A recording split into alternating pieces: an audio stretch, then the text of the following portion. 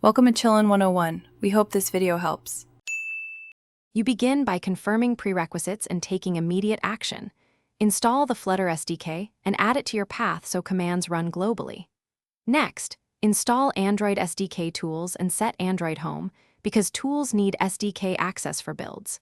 Then install VS Code and enable the Flutter and Dart extensions so you get project templates and analysis. Once done, open a terminal and run Flutter Doctor to surface missing pieces. Make sure to resolve any red items before creating a project. You now create and configure the project. Run Flutter Create My App with your preferred organization and native language flags so package names and platform code match your needs. Open the new folder in VS Code and accept recommended extensions to enable hot reload and debugging.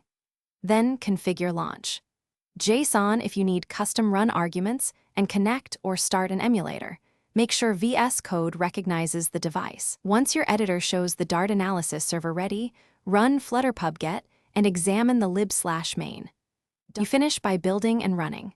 Use run start debugging in VS Code or Flutter run in the terminal to deploy to your selected device and test hot reload. For release builds, configure Android signing via key. Properties and update iOS signing in Xcode to avoid build failures. If something goes wrong, run Flutter Doctor V and inspect the detailed output, then check device/emulator logs with a dblogcat or Xcode's console. That one troubleshooting step resolves most environment and dependency errors quickly. Thanks for watching. Consider subscribing if we helped you.